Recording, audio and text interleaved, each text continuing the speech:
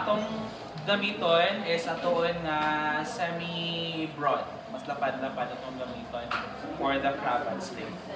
So, same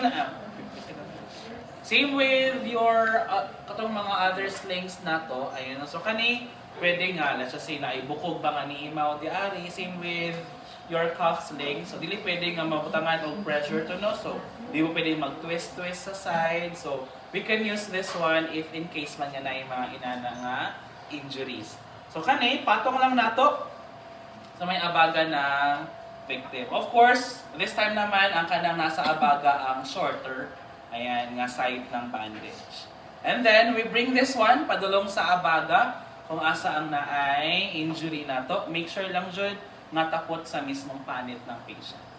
And then, tie your spear na.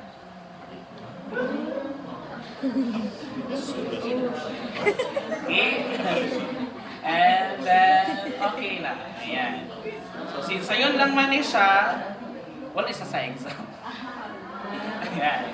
Okay? Sige. Practice pa ba mo? Okay, practice with your pair.